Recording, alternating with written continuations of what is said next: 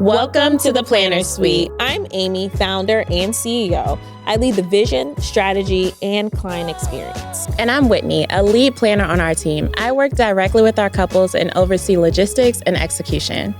Together, we've planned and produced hundreds of events, and we see the industry from both sides, the vision and the execution. This show is all about clarity, better planning, smarter systems, and confident decisions without the chaos. So we don't just talk about what looks good here and on social media, we talk about what really actually works. So whether you're planning a wedding or you're building a planning business, you are in the right place. So meet us right back here in the Planner Suite. Welcome back to another episode of the Planner Suite, where we are joined today with content by Camille. Thank you so much for joining us. So tell us about you, tell us about your business, what you do, all the things. Awesome. Thank you guys so much for having me. My name is Camille. I'm founder of Content by Camille. Content by Camille is a wedding and luxury events content creation business. So we do content creation for weddings primarily, but all types of social events as well.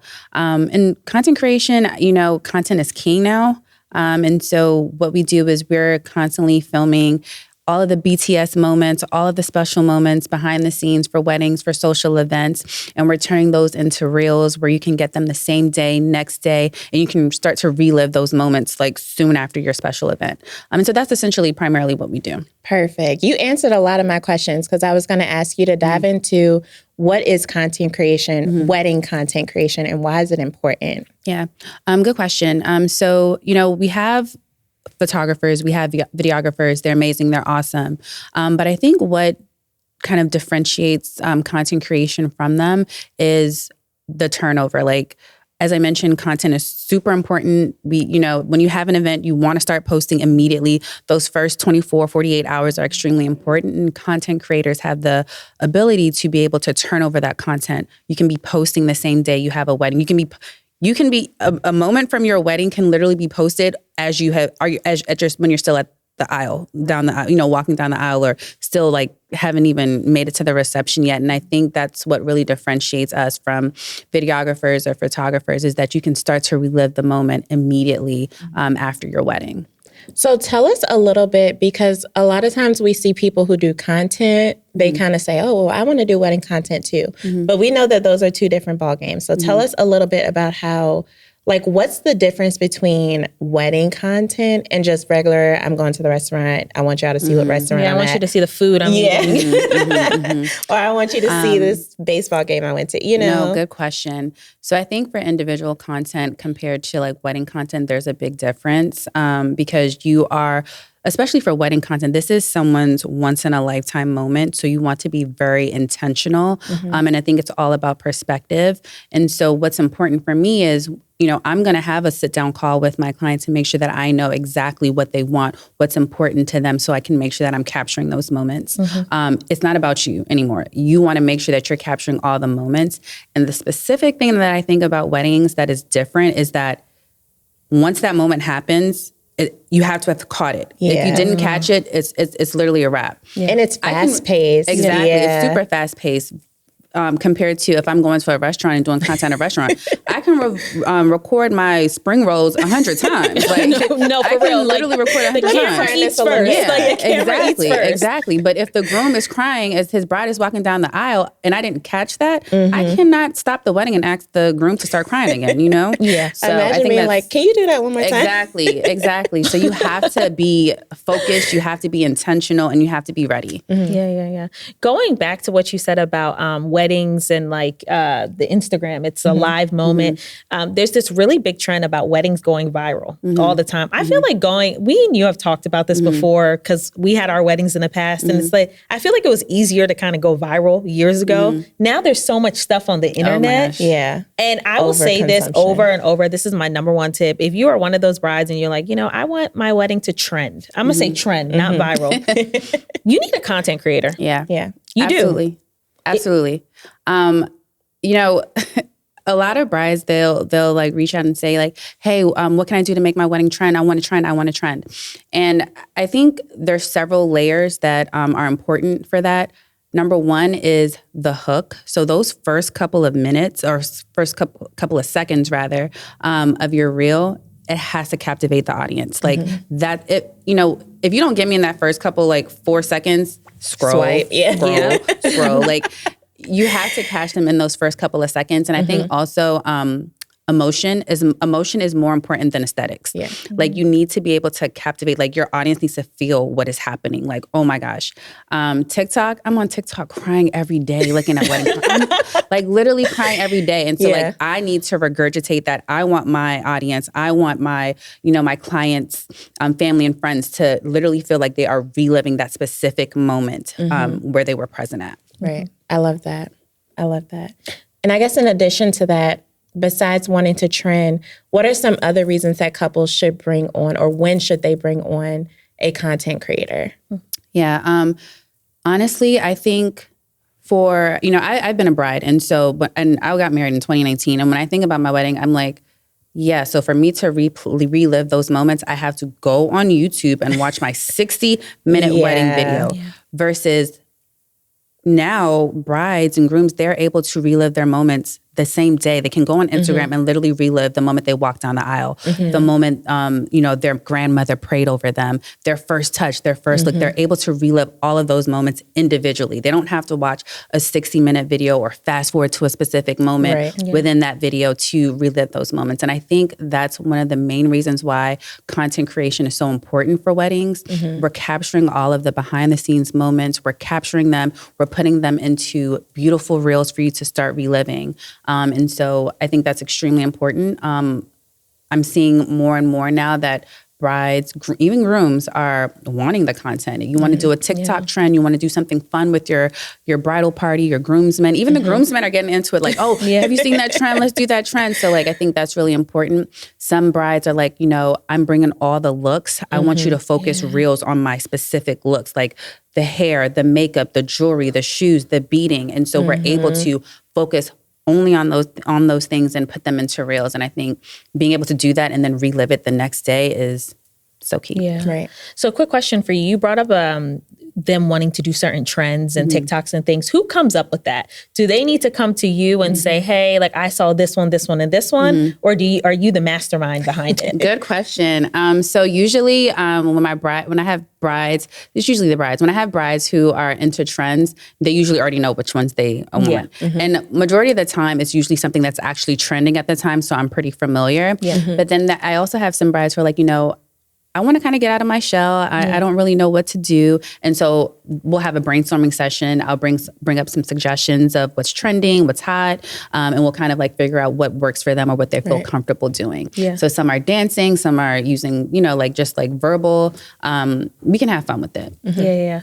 You did one, I think it was last year, it was a traditional wedding, and she had the fan and she was like hitting the camera. Oh, yes. And I said, I want to have another traditional wedding. That was for fun. the So you can do that trend. No, because the looks, just the Ghanaian, Nigerian, the seam, they're so intricate with everything. I need another one. I need a do-over. With a content creator. Yes, with a content creator. Well, no, I had a with content. Camille. Specifically. With Camille. Camille. With content by Camille. With content by Camille. Okay. Yes. What do you like to do? Do you like to do the trends, or do you like to do more of in the moment when you're recording? Yeah, my favorite reels to do or content to capture are the looks, especially like, man, all I can say is I'm glad I got married in 2019. Oh, it's intense. It's so intense. But the brides are bringing the dresses. looks. Yes. Oh my gosh. And it's not just 2 looks anymore. It's like 5 outfits. And a hair change. Yeah. And a makeup change. We need to talk about that in timeline-wise. Oh, yeah. Because that is a nightmare. 5 looks is a nightmare. And then you're away from your guests. Yeah. I guess we have another conversation for this. That's my least favorite But thing. one thing that I actually recommend is that, if you have 5 looks, if you have more than 2 looks, please work with your planner to have them shot in the morning, like early. A lot of brides are also doing that as well. Like, I have all these looks. I want to make sure I get my shots. I want to make sure I get my content. So they'll wake up early, they'll get dressed, and then they'll wear all of their outfits to do the content first, to do the photos, the portraits first, and then they'll go in through the day. Can you say that to your camera right over there? Tell them to make sure they are working with their planner for all the things, because that's important. We did that with the couple. Yeah, exactly. Except all vendors were not on board. It was like everyone else woke up at 4 a.m. and the one vendor was like, I'll get there when I get there. She's like, I'm on Nigerian time. Literally. No, ladies, brides, please work with your planner to make sure that if you have a bunch of different looks, have your looks shot in the morning so that you have those shots, that you have that content, you have those portraits. It will save you so much headache, so much time, and you will be able to look back and be like, oh my gosh, I'm so glad I did that. I have all of my pictures, all of my content, all of my videos, all of my reels, and they'll start posting the next day. You have to. Yeah.